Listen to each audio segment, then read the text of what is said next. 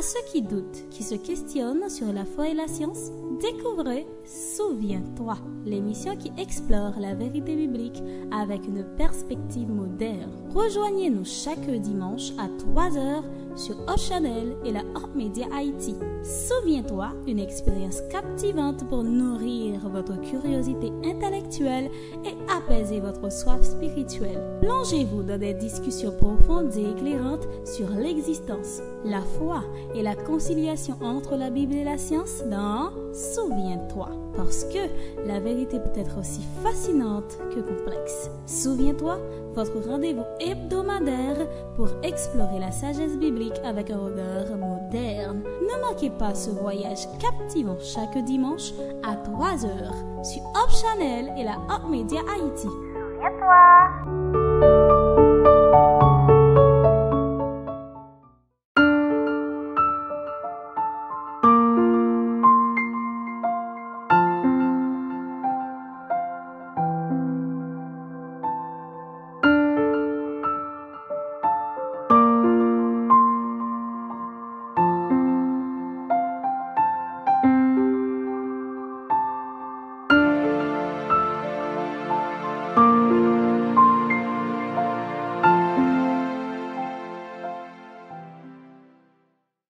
Auditeurs, auditrices, internautes, et bonjour, bonsoir.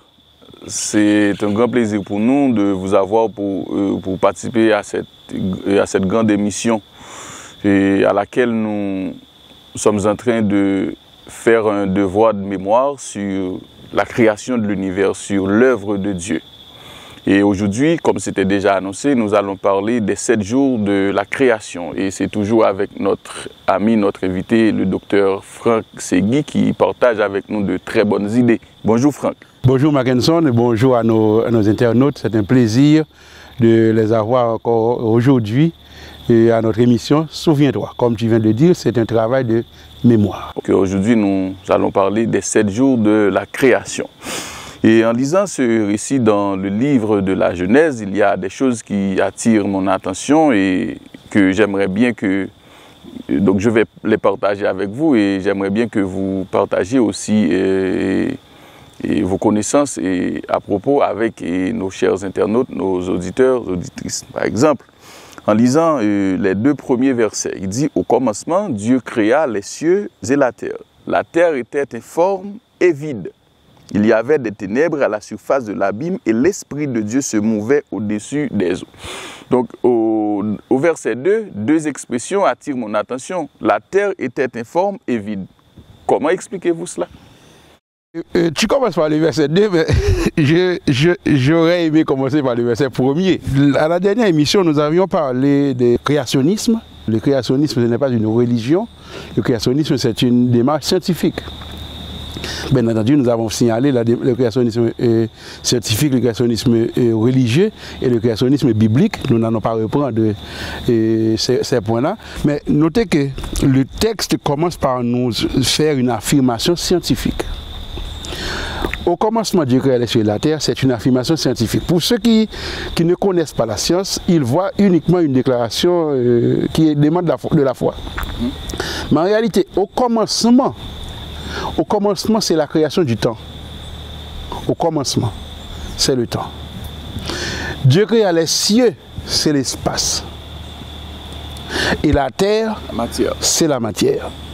Donc ce texte commence par nous dire le temps, l'espace et la matière. C'est-à-dire les 3 éléments indispensables pour l'existence de l'homme, pour l'existence des choses, pour l'exercice de la science. Les 3 éléments indispensables pour la vie. Le temps, l'espace et la matière. C'est de la physique. C'est de la physique, justement. Il y a une formule. Et dès le premier verset, ce que nous voyons, c'est que la nature est tridimensionnelle. Le temps, l'espace et la matière.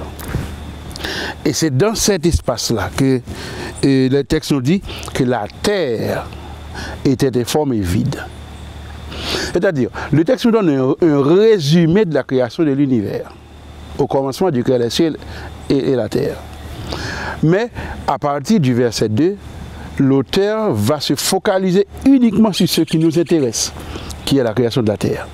Et il nous dit que la terre était au départ sans forme Et il n'avait pas encore ce que nous pouvons voir aujourd'hui. Donc, Dieu va organiser la terre durant les 7 jours de la création. Mais le texte aussi nous dit que l'Esprit de Dieu. Oui, mais je voudrais sur l'expression que la terre était informe et vide, mais je pense aussi qu'il y a d'autres tendances qui tentent de l'expliquer d'autre manière. Par exemple, dire que la terre avait été déjà créée, donc c'est après que Dieu est venu pour l'organiser. En réalité, il n'y a rien de ce texte qui autorise une telle interprétation. Ça, on appelle ça la théorie du hiatus. La théorie du hiatus, c'est-à-dire c'est une approche qui vient de certains théologiens que l'on peut appeler des évolutionnistes théistes. C'est-à-dire, c'est des gens qui croient à la fois, en réalité, c'est des gens qui essayent de concilier deux tendances irréconciliables. C'est-à-dire, ils essayent de prendre la création et considérer les interprétations de certaines recherches scientifiques faites par des évolutionnistes et concilier ces deux tendances. Donc, ils essaient de concilier l'évolution comme tendance et la création ou le créationnisme comme une autre approche des découvertes scientifiques pour faire en sorte que ces deux puissent s'harmoniser. Mais il n'y a pas moyen de les harmoniser. Alors pour faire ça, qu'est-ce qu'ils disent? Puisque l'évolution exige de grandes périodes de temps, l'évolution n'est pas que des milliards et des millions d'années. Okay? Peu importe le texte évolutionniste que vous lisez, c'est ce que vous allez constater, on ne parle que des milliards et des millions d'années, parce que l'évolution ne peut rien expliquer si on ne fait pas appel à des milliards d'années. Et malgré les milliards d'années, on n'arrive pas vraiment à harmoniser les découvertes scientifiques avec les propositions d'évolutionnisme. Donc, ces gens-là pensent qu'au commencement, Dieu créa les cieux et la terre. Et ils disent, on ne sait pas combien de temps cela a duré, combien de temps Dieu a mis pour faire ça. Et par la suite, après peut-être des milliards d'années, on ne sait pas, Dieu est revenu à l'œuvre pour créer la terre. Mais le texte ne nous dit pas ça. Ce que nous constatons, c'est que c'est la manière hébraïque de raconter les histoires. Qu'est-ce que l'auteur fait? Il vous résume l'histoire au commencement. Au commencement, Dieu créa les cieux et la terre.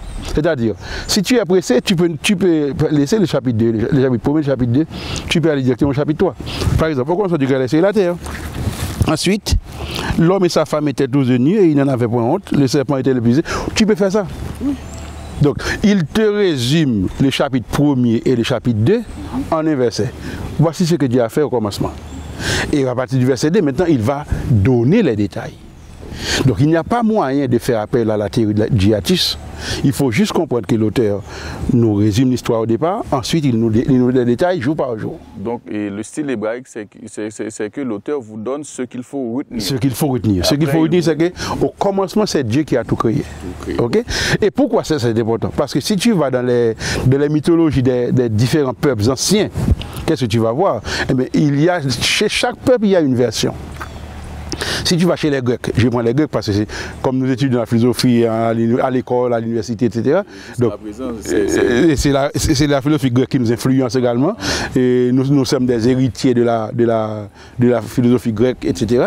Donc, si tu prends les Grecs, eh bien, les Grecs vous disent que les dieux ont été créés par la nature. C'est-à-dire la nature est antérieure aux dieux, si tu vas dans la mythologie grecque. Tandis que la Bible, c'est le seul livre qui nous dit que Dieu a tout fait au commencement. Donc, dans les mythologies des autres peuples, ce qu'on rencontre, c'est que l'univers existe sans explication et à un moment donné, un événement quelconque a produit la création d'un dieu ou d'autres dieux, ou de certains dieux. Et par exemple, un dieu et une déesse engendrent un autre dieu. Donc, les dieux sont engendrés. Okay. Tandis que dans la Bible, ce que nous constatons, c'est que la Bible nous dit au commencement, Dieu. Ok, en fait, ces approches-là ne correspondent pas avec ce que Aristote appelle par exemple le principe du premier moteur. Le principe du premier moteur, c'est-à-dire la cause causante non causée, c'est-à-dire la cause qui n'a pas besoin de cause pour exister, voilà. C'est-à-dire Dieu. Mais Dieu, c'est lui qui, au commencement, a créé le temps. Voilà pourquoi il ne fait pas de sens, par exemple, de demander avant la création où était Dieu. Voilà. Ça ne fait pas de sens. Parce que Dieu, lui, il n'a pas besoin du temps. C'est lui qui crée le temps pour que nous puissions avoir une idée de ce que ça signifie l'éternité. Parce que Dieu est éternel. D'accord. Donc lui, il crée le temps pour nous donner une idée de ce que ça signifie l'éternité. Donc Dieu n'a pas besoin du temps pour exister. Ni non plus Dieu n'a pas besoin de l'espace pour exister parce que c'est lui qui crée l'espace. Okay. De quelle matière Dieu a-t-il fait? Non, ça n'a pas de sens parce que c'est Dieu qui crée la matière pour nous donner une idée de comment ça se fonctionne dans l'univers. Ok? Donc c'est ce que fait le texte. Et à partir du verset 2, maintenant nous allons avoir le récit des différentes activités de chaque jour. Chaque jour. Ok, merci. Et maintenant, et l'autre expression, c'est que l'Esprit de Dieu se mouvait au-dessus des eaux. Et comment expliquez-vous ce mouvement de l'Esprit de Dieu? L'Esprit de Dieu se mouvait au-dessus des eaux, ça signifie que l'Esprit de Dieu, je dirais, donnait vie à l'eau que Dieu a créée au départ. On a pour habitude, les scientifiques, beaucoup de scientifiques ont pour habitude de dire l'eau c'est la vie. Est-ce que l'eau c'est la vie réellement? En réalité, la bonne manière de dire, ce serait de dire que là où il y a l'eau, il peut y avoir la vie. Donc la possibilité d'avoir de la vie. Dès qu'il y a l'eau, il y a la possibilité d'avoir de la vie. Mais l'eau n'est pas automatiquement la vie. Si l'eau c'est la vie, c'est parce qu'il y a l'Esprit de Dieu en mouvement sur l'eau. Donc l'Esprit de Dieu qui se mouvait au-dessus des eaux, c'est pas comme le corbeau de Noé par exemple, que Noé avait lâché après, à l'époque du déluge, qui a vagabondé partout, qui n'a pas trouvé. Donc l'Esprit de Dieu n'était pas en train de vagabonder? Non, l'Esprit de Dieu n'était pas en train de vagabonder. L'Esprit de Dieu était en mouvement, en activité, en action. C'est-à-dire l'Esprit de Dieu donnait vie. L'Esprit de Dieu déjà, que je dirais, établissait les conditions pour que ce qui allait être créé, le deuxième, le troisième, etc., jusqu'au sixième jour, puisse prendre place. Parce que dès le départ, les conditions sont déjà établies par l'Esprit de Dieu qui était en activité dès le premier jour. Dès le premier jour, ok, merci. Et en lisant ce récit également, il y a une autre expression qui a attiré mon attention. Donc c'est que la lumière soit. Alors que nous voyons que c'est jusqu'au 4e jour que Dieu a créé les luminaires. Au fait, et quelle était cette lumière? Qu'est-ce qui a permis l'existence de cette lumière? Ce qu'il faut comprendre, c'est que la lumière n'a pas besoin de corps physique, de corps céleste physique pour exister. Ok? La lumière, c'est ce que les physiciens appellent une radiation, ou bien la radiation électromagnétique. La radiation électromagnétique. Je ne suis pas physicien, je ne pourrais pas vous donner je dirais, vous faire un cours sur la radiation électromagnétique, mais cela signifie que tout ce qu'on a besoin d'énergie, c'est ça qui a été mis en place dès le départ. Tout ce qu'on a besoin comme énergie, par exemple la chaleur. Eh bien la chaleur, c'est quoi? La chaleur, c'est ce qu'on appelle une radiation infrarouge. Et cette radiation existe dès le premier jour. Eh bien, dès que cette radiation existe, tout ce dont on a besoin, avec ou sans le soleil, on peut l'avoir. Oui, radiation. La radiation, c'est-à-dire, c'est comment les éléments physiques, les éléments de la nature, c'est d'où ils trouvent l'énergie nécessaire pour pouvoir fonctionner. Donc, je vois radiant, on a l'impression que c'est comme si on est dans un cycle. On est dans un cycle, justement. Voilà. Okay? Eh bien, cette radiation, c'est ce que Dieu a créé dès le départ en créant la lumière. Okay. Lorsqu'il dit que la lumière soit la lumière physique, c'est-à-dire Dieu a établi les radiations, toutes les radiations électromagnétiques, notamment la radiation infrarouge qui est nécessaire pour qu'il y ait l'eau, par exemple. Pour avoir l'eau, on a besoin de la radiation infrarouge. Et c'est cette radiation également qui conduit la chaleur. Donc on avait tout ça avant le soleil. Donc le soleil n'était pas indissociable pour avoir le jour. Et de remarquer que lorsque Dieu crée le soleil au 4e jour, Dieu dit il crée le soleil pour présider au jour. Mais ce n'est pas pour indiquer le jour. Avec ou sans le soleil, on a déjà le jour. Pourquoi? Comment est-ce qu'on a un jour aujourd'hui? On a un jour à partir du mouvement que la Terre fait sur elle-même. Pas à partir du soleil. Okay, donc le soleil n'est pas indissociable. C'est la rotation de la Terre. Okay. C'est la rotation de la Terre qui donne le jour. De même que c'est la révolution de la Terre qui donne l'année. Donc la Terre ne dépend pas du soleil pour avoir le jour. La Terre dépend de sa rotation sur elle-même, sur son propre axe. Et non de la lumière du soleil pour avoir le jour. Dès le commencement de la Terre tournait.